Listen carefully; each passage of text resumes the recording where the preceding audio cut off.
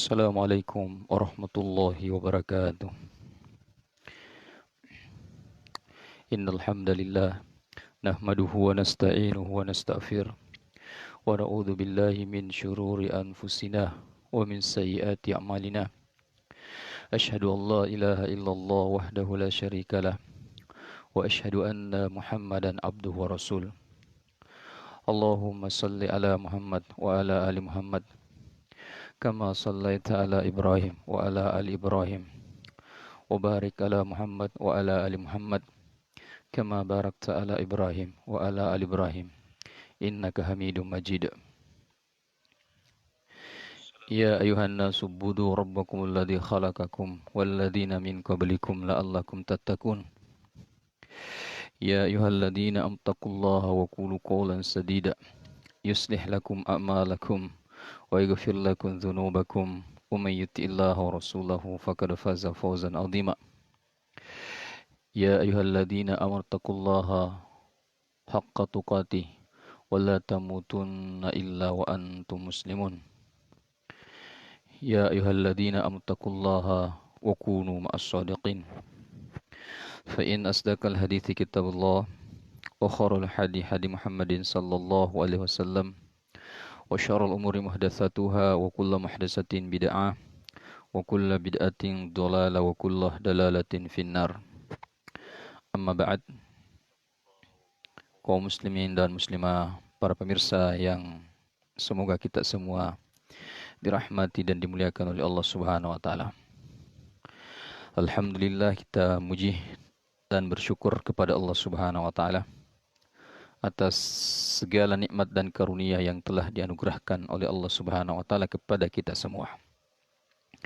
Dan saya juga senantiasa mengajak kepada kita semua untuk bersalawat kepada beliau, pemimpin umat, manusia terbaik sepanjang zaman, yaitu sosok Nabi Muhammad sallallahu alaihi wasallam.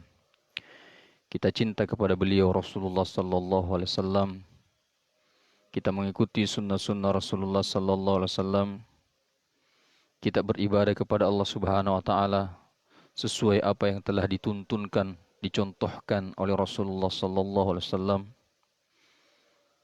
dan kita menjadikan Rasulullah sallallahu alaihi wasallam sebagai panutan kita terkhusus dalam perkara-perkara akidah, perkara-perkara ibadah, perkara-perkara akhlak, dan perkara-perkara Islam secara umum lainnya.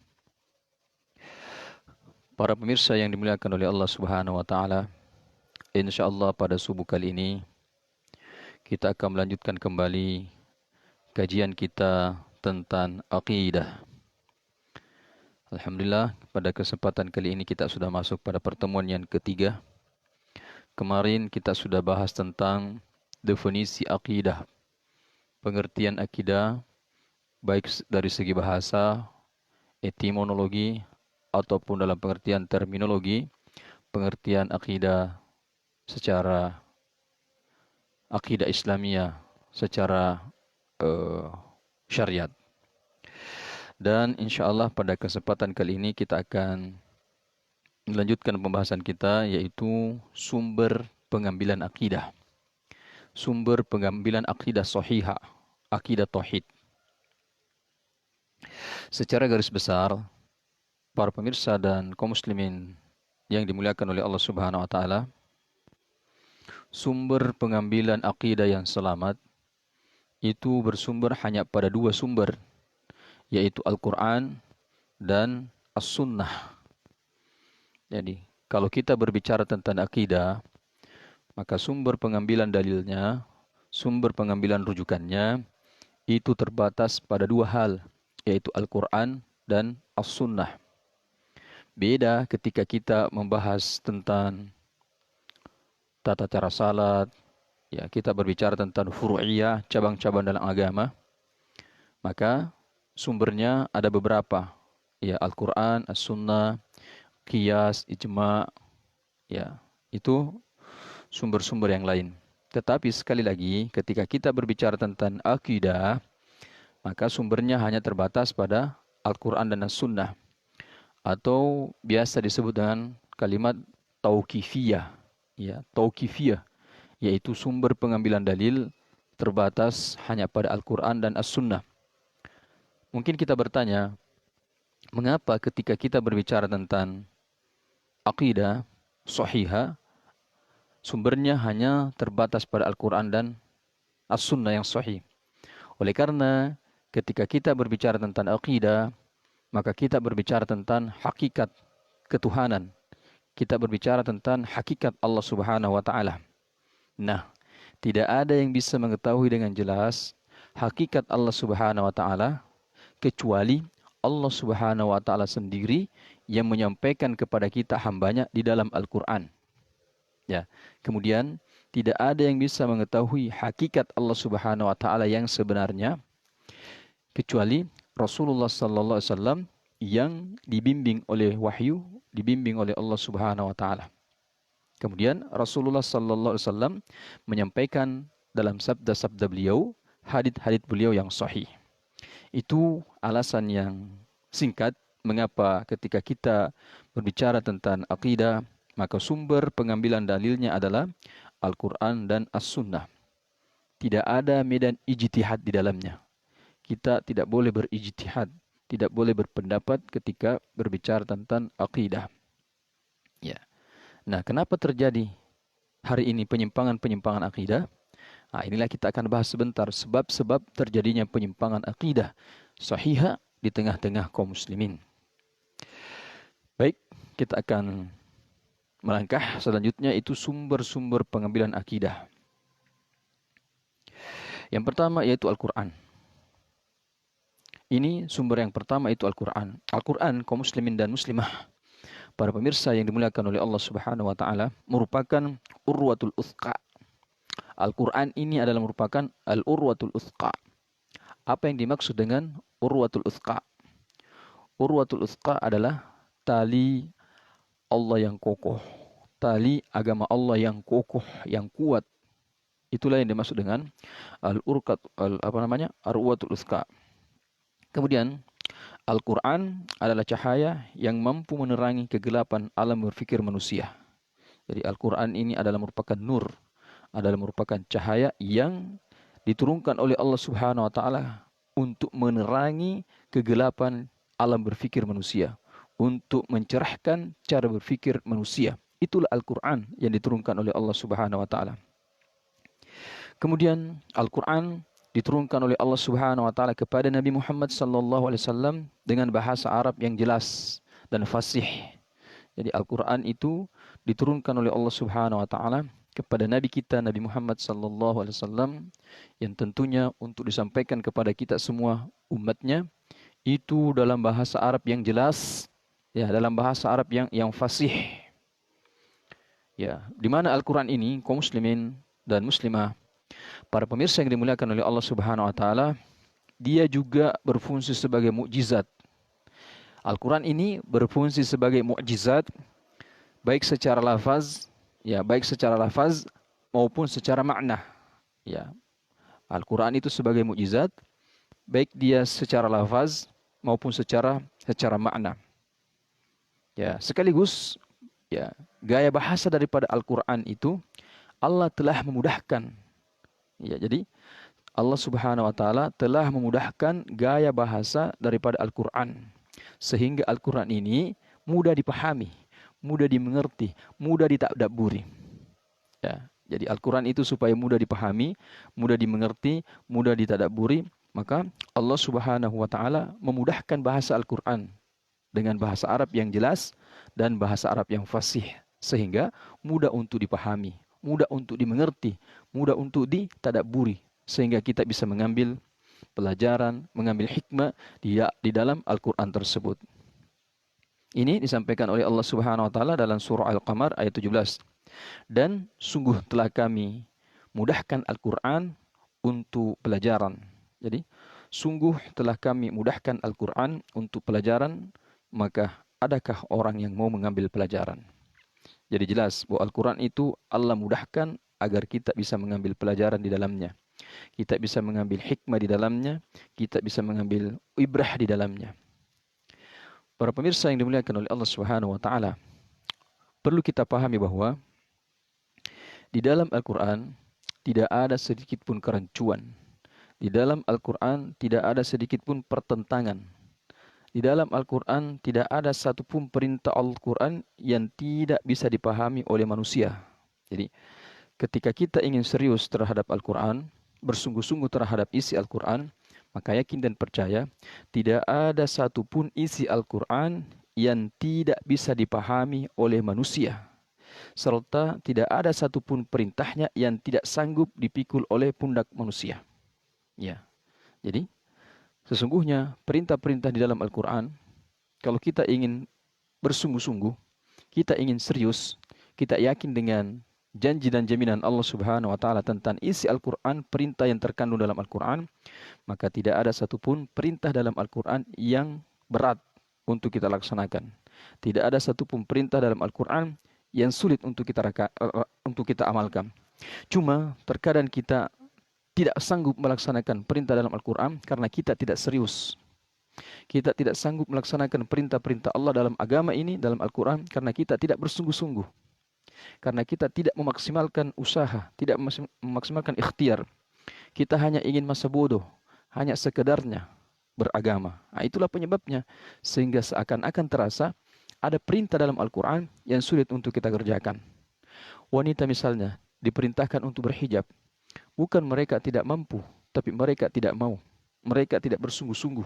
Mereka tidak yakin dengan jaminan wanita yang menutup aurat dan ancaman bagi mereka yang menampakkan auratnya. Kalau mereka yakin dengan jaminan Allah dan mereka yakin tentang azab Allah, maka yakin dan percaya mereka pasti bisa. Mereka akan bersungguh-sungguh, mereka akan bermujahadah, berazam untuk melaksanakan perintah tersebut. Ini muslimin yang dimuliakan oleh Allah Subhanahu wa taala. Jadi, ketika kita berbicara tentang akidah, ketika kita berbicara tentang tauhid, maka sumber rujukannya yaitu Al-Qur'an. Firman-firman Allah Subhanahu wa taala, ayat-ayat Allah Subhanahu wa taala. Kemudian yang kedua, as-sunnah. Ya. As-sunnah yaitu sabda Rasulullah sallallahu alaihi wasallam yang sahih yang telah diteliti oleh pakar-pakar hadis. Karena kita ketahui bahwa hadis-hadis itu bertingkat-tingkat kedudukannya. Hadis-hadis Nabi Muhammad sallallahu alaihi wasallam itu bertingkat-tingkat kedudukannya. Ada yang sahih, ada yang dhaif, ada yang batil, ada yang palsu.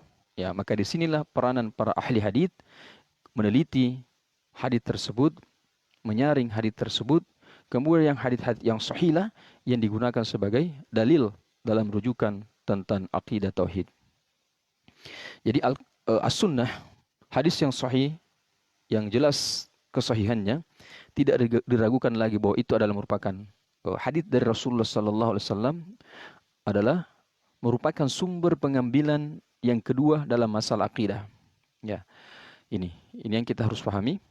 Jadi kalau kita ingin berbicara tentang akidah, maka cari dalil dari Al-Quran, kemudian cari dalilnya dari As-Sunnah, cari dalilnya dari hadits-hadits Nabi Muhammad sallallahu alaihi wasallam.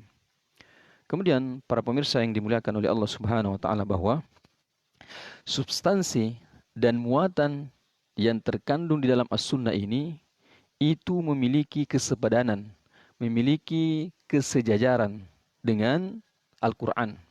Ya. Sebagaimana firman Allah Subhanahu wa taala dalam surah Al-Hasyr ayat 7. "Wa ma ataakum rasulu fakhudhuhu wa ma nahakum anhu fantahu wattaqullaha innallaha syadidul iqab." Jadi jelas bahwa apa yang diberikan Rasul kepadamu maka terimalah. Wa ma ataakum rasulu fakhudhuhu. Apa yang diberikan Rasul kepadamu, ya, maka terimalah. Wa ma nahakum anhu fantahu. Dan apa yang dilarang bagimu, yang dilarang Rasul bagimu, fantahu, maka tinggalkanlah. Wattaqullaha, bertakwalah kepada Allah. Innallaha syadidul iqab. Sesungguhnya Allah Maha keras hukumannya.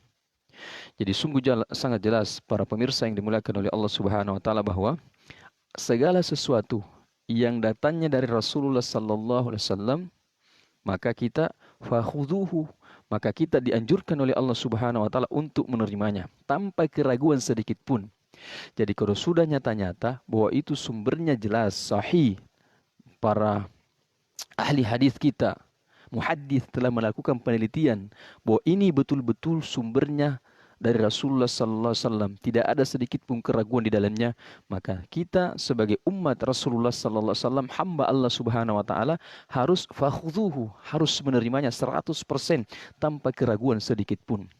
Dan sebaliknya, segala sesuatu yang dilarang oleh Rasul Allah, ya utusan-utusan Allah Subhanahu wa taala, terkhusus Nabi Muhammad sallallahu alaihi wasallam, maka fantahu, tinggalkan.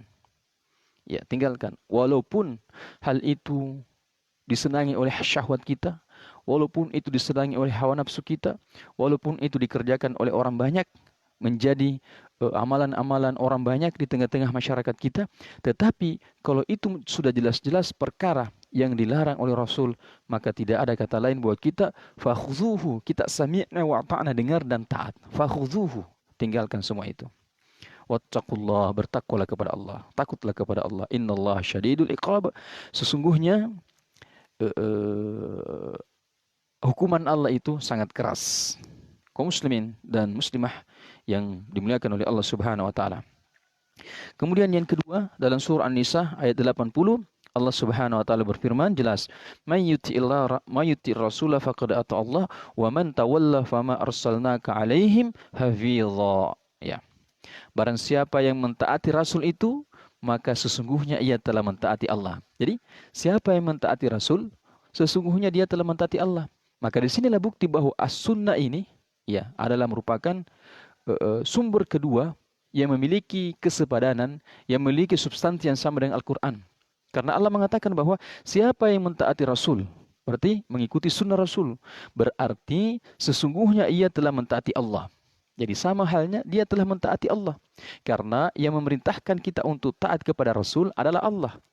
Ya, memerintahkan kita ikut Rasul adalah Allah. Berarti ketika kita mengikuti Rasul, berarti kita telah menjalankan perintah Allah.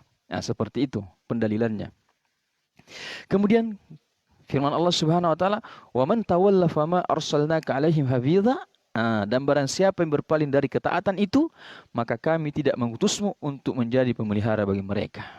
Sungguh sangat jelas dalil bahwa as-sunnah itu kesepadanan, dia merupakan sejajar dengan Al-Quran. Sejajar dengan Al-Quran di dalam pengambilan dalil tentang masalah akidah ini, dalam masalah tauhid ini. Kemudian dikuatkan dengan sebuah hadis dari Rasulullah SAW, hadisnya yang sahih, diriwayatkan oleh Al-Hakim, dinyatakan sahih oleh Syekh Nasiruddin Al-Albani. Ya, apa kata Rasulullah? Hadisnya ini juga hadis yang populer, sering kita dengarkan bagi penuntut-penuntut ilmu. Insyaallah hadis ini sering mereka dengarkan. Rasulullah SAW bersabda bahwa taraktu fikum, ya, sungguh aku telah tinggalkan untuk kalian dua perkara. Jadi aku, kata Rasulullah, meninggalkan dua warisan yang sangat mulia, dua perkara kepada kalian, yang mana jika kalian berpegang teguh dengan keduanya, ingat, yang mana jika kalian berpegang teguh dengannya, memegangnya dengan kuat-kuat dua perkara ini, niscaya kalian tidak akan tersesat. Jadi kalau kita tidak ingin tersesat, maka ada dua perkara, ada dua hal warisan mulia dari Nabi kita, Nabi Muhammad SAW, yang harus kita pegang kuat-kuat, yang harus kita pertahankan kuat-kuat. Yang pertama, kata Rasulullah, kitabullah, kitab Allah, Al-Quran. Kemudian sunnahku, sunnah Rasulullah SAW, hadis-hadis yang sahih. Sunnah Rasulullah, ya, perkataan Rasulullah, perbuatan Rasulullah, dan takrir Rasulullah. Itulah sunnah Rasulullah SAW. Dan keduanya tidak akan pernah berpisah sehingga keduanya mendatangiku kelak di sisi Al-Haud. Masya Allah. Dan keduanya tidak akan pernah berpisah, yaitu Al-Quran dan As-Sunnah tidak akan pernah berpisah. Satu paket, tidak boleh dipisahkan. Jangan diantara kita mengatakan bahwa saya hanya mau mengamalkan Al-Quran, tidak mau mengamalkan hadis. Tidak. Harus satu paket, mengamalkan Al-Quran, menerima Al-Quran, dan menerima hadis-hadis Rasulullah ketika itu sudah nyata kesahihannya dari Nabi kita, Nabi Muhammad SAW. Keduanya, kata Rasulullah, tidak akan pernah berpisah sehingga keduanya mendatangiku kelak di sisi Al-Haud. Para pemirsa yang dimuliakan oleh Allah Subhanahu wa taala, insyaallah. Kemudian Ya, hadits yang lain dari Abu Daud, At-Tirmidzi dinyatakan sahih oleh At-Tirmidzi, Al-Hakim, Al-Dhahabi dan Al-Albani juga mengatakan bahwa hadis ini adalah sahih. Rasulullah SAW bersabda bahwa karena itu hendaklah kalian berpegang teguh dengan sunnahku. Karena itu kata Rasulullah sallallahu alaihi wasallam, hendaklah kalian wahai umat-umatku, bukan hamba tapi umat, wahai umatku, hendaklah kalian semua berpegang teguh dengan sunnahku dan sunnah khulafa ar-rasyidin yang mendapat petunjuk. Siapa itu sunnah khulafa ar-rasyidin? Yaitu Abu Bakar, Umar, Uthman dan Ali. Itulah sunnah khulafa ar-rasyidin. Gigitlah ia dengan gigi geraham. Ya. Kemudian Rasulullah SAW juga dalam sebuah penjelasan mengatakan bahwa ala inni uthitul qur'ana wa mithluhu ma'ah. Sesungguhnya aku telah diberi Al-Quran dan sesuatu yang sepadan dengannya. Ya, perhatikan. Sesungguhnya kata Rasulullah, aku telah diberi Al-Quran. Siapa yang memberi Al-Quran? Yaitu Allah Subhanahu wa taala. Sesungguhnya aku kata Rasulullah telah diberi Al-Quran dan sesuatu yang sepadan dengannya. Au mithluhu ma'ah. Kemudian ulama kita menjelaskan bahwa yang dimaksud dengan sesuatu yang sepadan dengannya atau sesuatu yang mithlu ma'ah adalah as-sunnah. Jadi ini jelas. Dan sesuatu sesungguhnya aku kata Rasulullah telah diberi Al-Quran dan sesuatu yang sepadan dengannya. Apa yang dimaksud dengan sesuatu yang sepadan dengannya? Ulama kita menjelas itulah as-sunnah.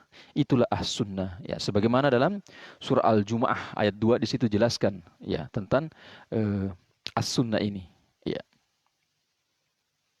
Kemudian Imam Syafi'i rahimahullah taala berkata bahwa semua kata hikmah, ya, semua kata hikmah di dalam Al-Qur'an bermakna as-sunnah. Ya. Semua kalimat-kalimat atau kata-kata as-sunnah di dalam Al-Qur'an itu berarti semua kata-kata hikmah, ya, kata-kata hikmah di dalam Al-Quran itu berarti as-sunnah. Ini kita harus pahami. Pendapat ini banyak didukung oleh kebanyakan ulama kata beliau. Kemudian bahwa as-sunnah ini memiliki kesepadanan dengan Al-Quran, bahwa as-sunnah ini merupakan penjelasan tafsir bagi ayat-ayat Al-Quran. Jadi banyak ayat-ayat Al-Quran dalam konteks secara umum itu ditafsirkan, itu dijelaskan oleh as-sunnah, oleh sabda-sabda Rasulullah sallallahu alaihi wasallam, oleh hadits-hadits Rasulullah sallallahu alaihi wasallam yang sahih. Ya, ayat-ayat yang bersifat mujmal, ayat-ayat yang bersifat umum itu dijelaskan oleh Al-Qur'an, oleh as-sunnah. Contoh misalnya tentang salat. Dalam Al-Qur'an itu tidak dijelaskan tata cara salat. Ya, kita cuma diperintahkan waktu-waktu salat. Ya, waktu-waktu salat, tetapi tata cara salat, kaifiat salat itu tidak dijelaskan dalam Al-Qur'an. Maka as-sunnah lah, hadits Rasulullah sallallahu alaihi wasallam lah yang menjelaskan tata cara kaifiat salat itu. Ya, begitupun dengan ibadah-ibadah yang lainnya. Ya, yang tidak dijelaskan dalam Al-Qur'an, dijelaskan di dalam hadits atau sunnah Rasulullah sallallahu alaihi wasallam. Ya. Kaum muslimin dan muslimah yang dimuliakan oleh Allah Subhanahu wa taala, bahwa hukum-hukum yang tercantum dalam Al-Qur'an yang belum terperinci telah dijelaskan secara detail dalam As-Sunnah. Jadi hukum-hukum yang tercantum di dalam Al-Qur'an yang sifatnya hanya bersifat umum, yang belum dirinci, belum terperinci, maka itu dijelaskan secara detail, itu dijelaskan secara terperinci di dalam Al-Qur'an, di dalam As-Sunnah, di dalam hadits-hadits Nabi kita Nabi Muhammad sallallahu alaihi wasallam, sehingga ayat-ayat itu menjadi jelas, sehingga ayat-ayat dalam Al-Quran itu menjadi jelas dan mudah untuk difahami. Karena ada as-sunnah yang menjelaskan makna-makna yang terkandung di dalam hadis tersebut. Di dalam ayat tersebut. Jadi inilah bahwa Al-Quran itu sunnah Rasulullah SAW itu memiliki kesepadanan dengan Al-Quran. Ya. Ya, walaupun kita harus pahami bahwa kedudukan as-sunnah itu di satu sisi sepadan dengan Al-Quran, tetapi harus kita pahami bahwa kedudukan Al-Quran itu berada pada posisi yang kedua. Kedudukan as-sunnah, kedudukan as-sunnah itu berada pada posisi kedua setelah Al-Quran. Kaum muslimin yang dimuliakan oleh Allah Subhanahu wa taala, sedemikian tingginya kedudukan as-sunnah dalam menerapkan hukum agama, sehingga hilangnya satu bagian dari as-sunnah sama buruknya dengan hilangnya satu bagian dari Al-Quran. Ya, karena pentingnya as-sunnah ini sebagai untuk menerapkan hukum-hukum agama, maka ketika hilang satu dari bagian as-sunnah, dari hadits-hadits Rasulullah SAW yang sahih, maka itu sama buruknya, sama dampaknya dengan hilangnya satu bagian dari Al-Quran. Jadi ini dua kaum muslimin yang dimuliakan oleh Allah Subhanahu Wa Taala, sumber pengambilan dalil dari tentang akidah. Ya, sekali lagi kita katakan bahwa akidah ini adalah perkara tauqifiyah. Tauqifiyah itu artinya sumber pengambilan dalilnya terbatas bersumber dari Al-Quran dan As-Sunnah. Karena tidak ada yang bisa mengetahui hakikat Allah Subhanahu Wa Taala kecuali Allah Subhanahu Wa Taala sendirilah yang menyampaikan dalam Al-Quran, dan tidak ada yang bisa mengetahui hakikat Allah Subhanahu Wa Taala kecuali Rasulullah SAW, yang mana Allah yang memberitahukan kepada Rasulullah, kemudian Rasulullah SAW yang menyampaikannya di dalam hadits-hadits beliau yang sahih. Ya, itu yang perlu kita pahami tentang sumber pengambilan akidah. Walaupun ada ulama, sebagian ulama memasukkan akal sehat. Ya, ada sebagian ulama yang memasukkan akal sehat sebagai sumber-sumber akidah. Tetapi yang paling kuat adalah dua ini. Ya, itu secara singkat tentang sumber pengambilan akidah. Baik, selanjutnya kaum muslimin dan muslimah yang dimuliakan oleh Allah Subhanahu Wa Taala, kita akan melangkah kepada pembahasan selanjutnya, yaitu sebab-sebab terjadinya penyimpangan akidah. Kenapa sehingga sering terjadi penyimpangan akidah di tengah-tengah masyarakat kita? Ya, atau dengan kata lain, kenapa masih subur kesyirikan-kesyirikan di tengah-tengah masyarakat kita? Apa yang menyebabkan hal itu terjadi? Oleh ulama kita, Syekh Shalih Al-Fauzan khususnya telah menulis sebuah tulisan yaitu tentang sebab-sebab penyimpangan akidah. Secara garis besar, sebab-sebab terjadinya penyimpangan akidah yang pertama adalah kebodohan, kejahilan umat ini terhadap akidah yang sahihah. Ini yang pertama, bahwa kejahilan atau kebodohan atau ketidaktahuan atau ketidakpahaman atau ketidakmengertian umat ini terhadap akidah sahihah. Mereka tidak tahu apa itu akidah sahihah. Mereka tidak mengerti apa itu akidah sahihah. Mereka tidak faham apa itu akidah sahihah. Mereka sudah merasa cukup kalau sudah berislam. Mereka sudah merasa cukup kalau sudah mengucapkan asyhadu an la ilaha illallah wa asyhadu anna muhammadar rasulullah. Sampai di situ mereka sudah cukup. Padahal kalimat ini harus dipelajari. Ada maknanya, ada rukunnya, ada konsekuensinya, ada pembatal-pembatalnya. Ini kita akan pelajari selanjutnya. Jadi, ini yang pertama. Kebodohan dan kejahilan umat ini, sebagian umat Islam terhadap akidah sahihah, sehingga mereka menganggap sesuatu yang sesat itu sebagai kebaikan. Ya, mereka menganggap kesyirikan itu sesuatu yang baik. Karena mereka tidak bisa membedakan mana akidah sahihah, mana tauhid, dan mana kesyirikan. Ya. Kenapa sampai terjadi hal tersebut? Kenapa sampai terjadi kebodohan dan kejahilan, ketidaktahuan, ketidakfahaman, ketidakmengertian sebagian umat Islam tentang akidah sahihah? Dijelaskan oleh Syekh bahwa itu disebabkan oleh mereka berpaling untuk mempelajarinya. Mereka tidak mau mempelajarinya, mereka tidak mau mengkajinya, mereka tidak mau menghadiri majelis-majelis ilmu yang di dalamnya membahas tentang akidah sahihah.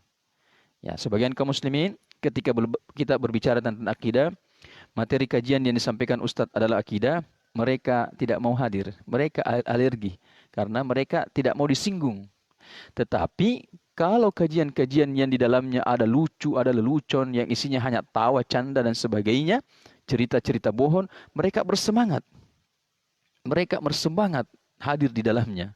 Tetapi kalau kajian-kajian khusus tentang tauhid, tentang akidah, tentang kesyirikan, mereka alergi di dalamnya. Maka bersyukurlah kita kaum muslimin dan muslimah yang berbahagia, yang diberikan kemudahan oleh Allah Subhanahu Wa Taala, melapangkan dada-dada kita untuk menerima kajian-kajian tauhid, kajian-kajian akidah untuk perbaikan kita. Ya, ini karena ketidakmauan umat Islam ini mempelajari. Dan kedua, tidak maunya umat Islam ini mengajarkannya. Ada juga sebagian kaum muslimin, mereka sudah pelajari. Mereka sudah tahu, mereka sudah faham, tetapi mereka tidak mau mengajarkannya, mereka tidak mau mendakwakannya karena konsekuensi yang harus ditanggung memang berat. Ketika kita berbicara tentang akidah, dakwah tauhid, maka musuh-musuh kita di tengah-tengah masyarakat itu banyak. Ya, orang-orang yang melakukan kesyirikan, ritual-ritual kesyirikan, budaya-budaya kesyirikan, itulah yang akan menjadi musuh kita. Itulah yang akan menyoroti kita. Itulah yang akan mengancam kita. Itulah yang akan mencekal kita dan sebagainya. Sehingga sebagian para dai kita yang sudah faham tentang tauhid, tentang akidah, ada ilmunya tentang itu, tidak berani menyampaikannya karena ada risiko yang harus ditanggung yang mereka tidak mampu menanggungnya. Nah ini, mereka tidak mau mempelajarinya dan tidak mau mengajarkannya, tidak mau mendakwakannya, tidak mau menyampaikannya, menyembunyikan ilmu mereka karena takut ya kehidupan ekonominya terancam dan sebagainya. Takut tidak dipanggil lagi ceramah. Ya kalau saya sampaikan ini, saya tidak dipanggil lagi ceramah. Bagaimana ini? Saya tidak terima amplop. Bahaya ini dapur saya tidak mengepul. Nauzubillah min dzalik. Kita berlindung kepada Allah dari hal-hal semacam ini. Ya. Padahal sekali lagi, dakwah para rasul, dakwah para nabi yang diutus oleh Allah Subhanahu wa taala yang pertama kali mereka sampaikan itu adalah tentang akidah tauhid, pelurusan akidah, pelurusan tauhid sebelum mereka mengajarkan ajaran-ajaran yang lain. Maka kita sebagai dai, sebagai juru dakwah, inilah semestinya yang menjadi materi prioritas kita yang kita utamakan sampaikan ke tengah-tengah masyarakat. Nanti setelah itu baru kita sampaikan materi-materi yang lain. Tantangan pasti ada. Ya, hinaan, celaan, guncingan, dikatakanlah garis keras, fanatik, terlalu ini ekstrim. Ya, seperti itulah. Itu belum berapa. Dibandingkan Rasulullah SAW disebut sebagai orang-orang yang majnun, orang-orang yang gila. Ya, disebut sebagai orang-orang yang gila. Bayangkan kalau Nabi SAW disebut orang-orang yang gila, orang-orang yang tidak waras, disebut sebagai penyihir. Ya, kalau kita hanya dikatakan tidak toleransi, garis keras itu biasa. Sehingga kaum muslimin muncullah di belakang kita satu generasi. Ya, satu generasi, satu keturunan yang tumbuh dalam kebodohan terhadap hakikat akidah ini. Ya ini. Karena kita tidak mau mempelajarinya, kita tidak mengajarkannya kepada anak istri kita, keluarga dekat kita, maka muncullah generasi-generasi Islam yang tidak memahami hakikat akidah tauhid dan juga tidak memahami hakikat kesyirikan. Tidak mampu mereka membedakannya. Tidak mampu mereka membedakan mana yang tauhid dan mana kesyirikan. Pokoknya dikerja saja. Ya. Sehingga kata Syekh, kebenaran mereka anggap sebagai kebatilan dan menganggap kebatilan sebagai suatu kebenaran. Ini. Sehingga tumbuhlah generasi-generasi bahwa kebenaran mereka anggap sebagai sebuah kebatilan dan kebatilan mereka anggap sebagai sebuah kebenaran di balik itu. Karena itu tadi, ketidakfahaman mereka, ketidakmengertian mereka, ketidaktahuan mereka tentang akidah ini, tentang tauhid ini. Silahkan kumpul 10 orang umat Islam, baik yang rajin mengikuti pengajian atau tidak, coba tanyakan kepada mereka apa itu akidah. Apa itu tauhid? Coba tanyakan kepada mereka. Apa itu syirik? Coba tanyakan kepada mereka. Kita bersangka baik. Coba. Sebagian besar kaum muslimin tidak paham tentang akidah. Dan tambah lebih parah lagi, tidak paham dan tidak mau belajar. Itu semakin parah. Yang baik itu tidak paham, tidak mengerti, tetapi ada semangat untuk belajar. Ada semangat untuk tahu. Ya di mana ini ada ustadz yang tahu tentang akidah, saya mau datang ke sana belajar. Di mana ini ada ulama yang bagus akidahnya, yang bagus tauhidnya, saya mau datang belajar kepadanya, konsultasi, minimal kepadanya konsultasi. Kita miliki nomor HP-nya, kita miliki nomor WA-nya, sehingga kita bisa bertanya, berkonsultasi kepada mereka. Jadi ini yang pertama, sebab terjadinya penyimpangan akidah, yaitu karena kebodohan, karena ketidaktahuan umat ini terhadap akidah sahihah, sehingga muncullah generasi-generasi yang tidak paham tentang akidah yang sahihah dan kebalikannya. Bismillah.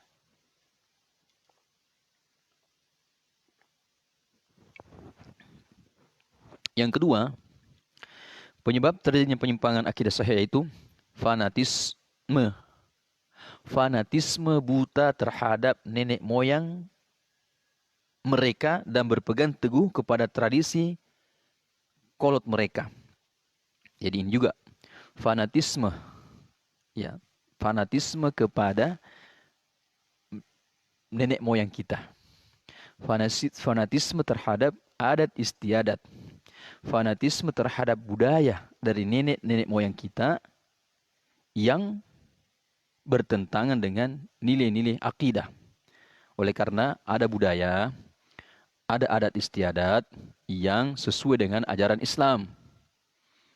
Ya, ada adat, ada budaya yang sesuai dengan ajaran Islam. Misalnya adat kita, budaya kita, siri, malu, itu budaya, adat sesuai dengan ajaran Islam, maka kita boleh pertahankan. Ya, budaya kita misalnya Mageteng, Malempu, ya, itu budaya orang Bugis yang sesuai dengan ajaran Islam, maka boleh, tidak apa-apa. Tetapi yang kita maksud di sini adalah budaya, tradisi yang bertentangan dengan nilai-nilai Islam, terutama nilai-nilai tauhid, ini yang harus kita tinggalkan. Jadi yang kedua, terjadinya penyimpangan akidah karena fanatisme terhadap nenek-nenek moyang mereka dan berpegang teguh kepada tradisi kolot mereka. Tradisi mereka yang bertentangan, sekali lagi dalam tanda kutip, yang bertentangan dengan nilai-nilai Islam dan akidah Islam. Ya.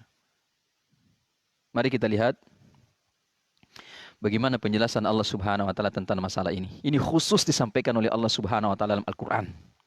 Makanya itu kaum muslimin, betul-betul kita harus senantiasa mempelajari Al-Quran agar kita betul-betul dapat ibrah, dapat pelajaran. Al-Quran ini bisa betul-betul menjadi pedoman hidup bagi kita. Dalam Al-Quran surah Al-Baqarah ayat 170, Allah Subhanahu wa taala berfirman, kita bacakan, wa idza qila lahum tabi'u ma anzalallah qalu bal nattabi'u ma alfaina alaihi aba'ana aw lakana aba'ahum la ya'qiluna syai'aw wa la yahtadun. Apa artinya? Dan apabila dikatakan kepada mereka, siapa itu mereka? Orang-orang kafir jahiliyah.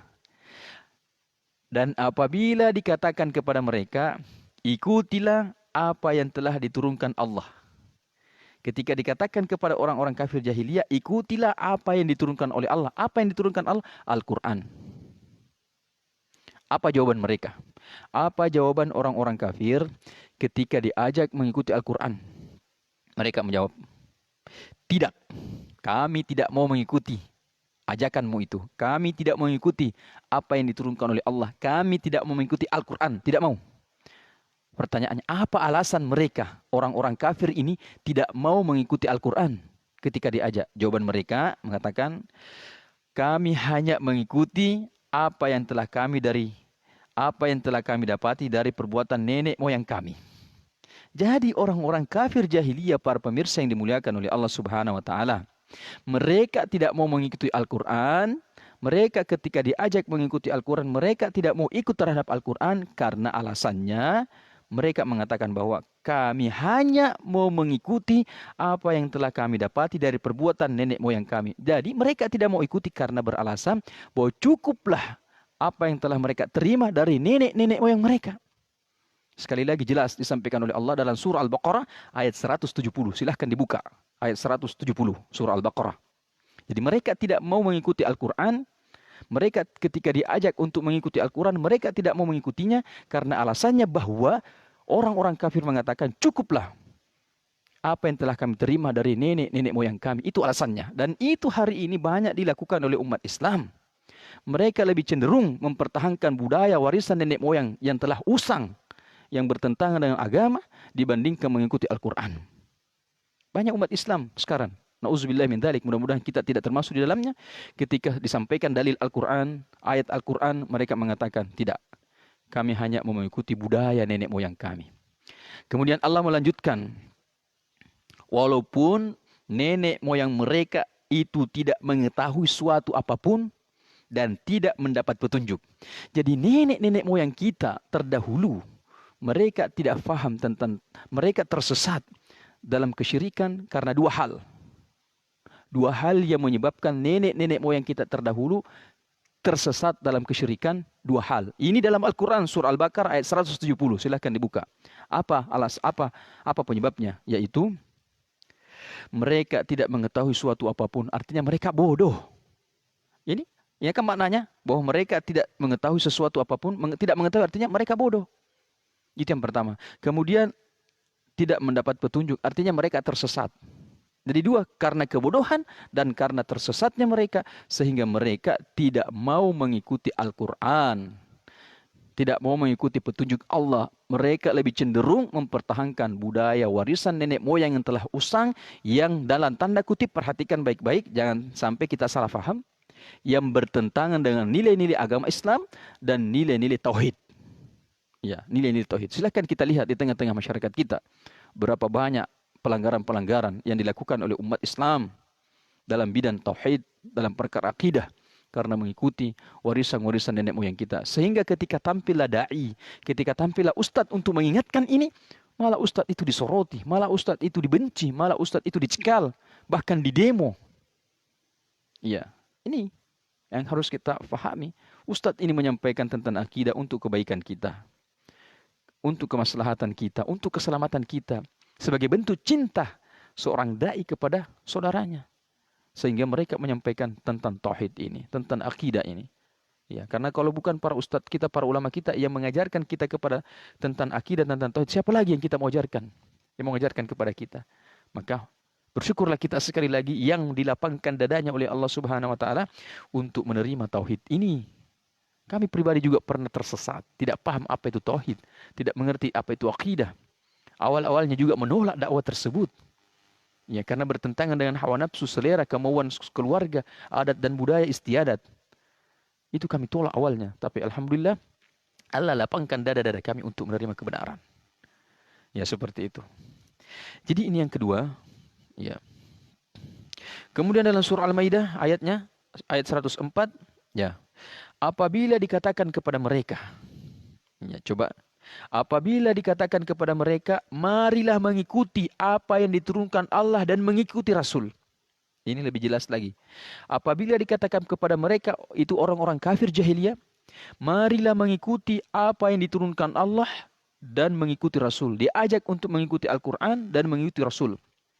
Apa jawaban mereka?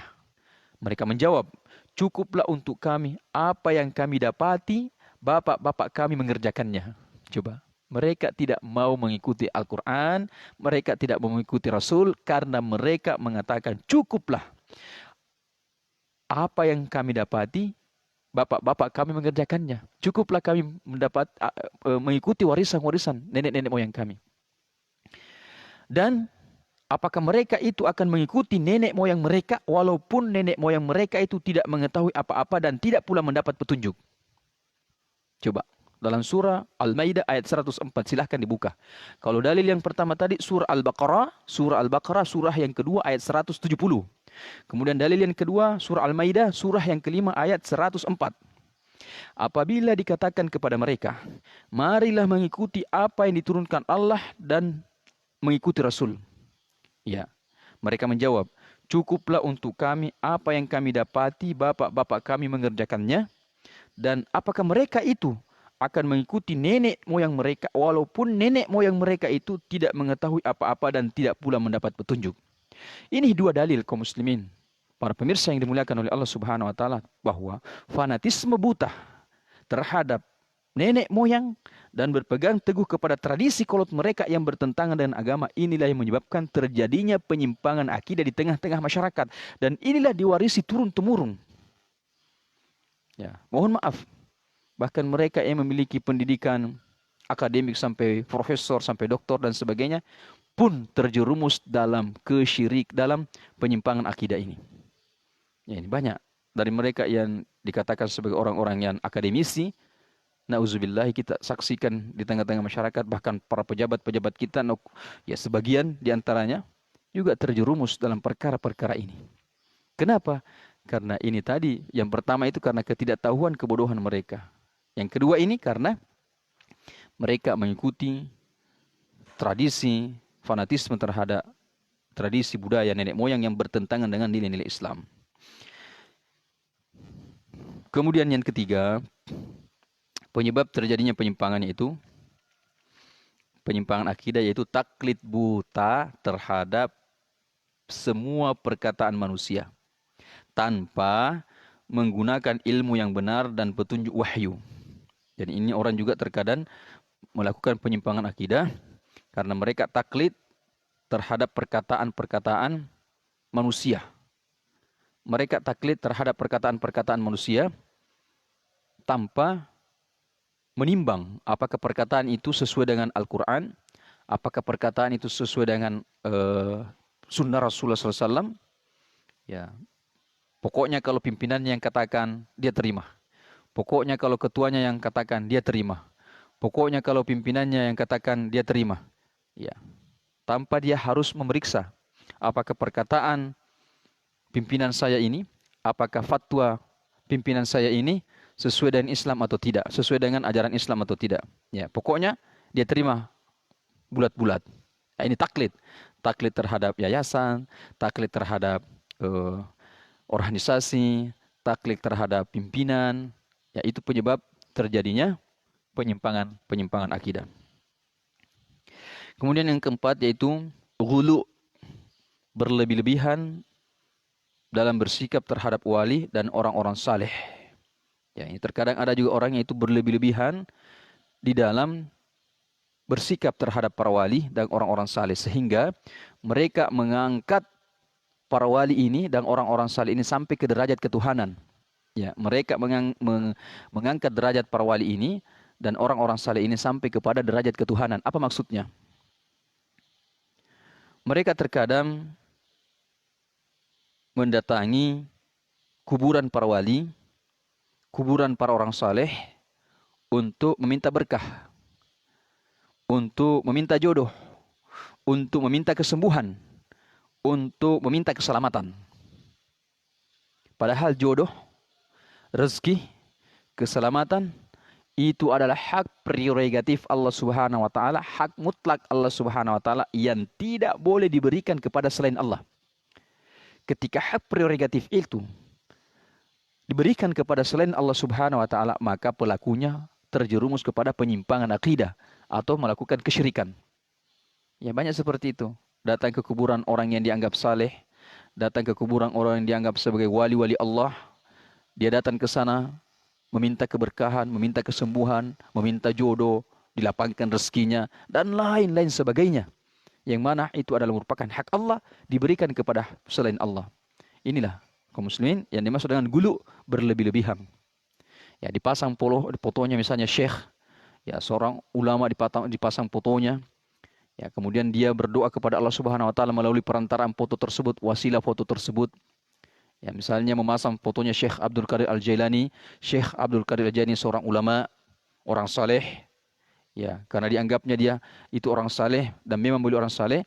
Kemudian dipasang fotonya, berdoa kepada Allah melalui perantaraan Syekh Abdul Qadir Al-Jailani. Itu namanya gulu, berlebih-lebihan.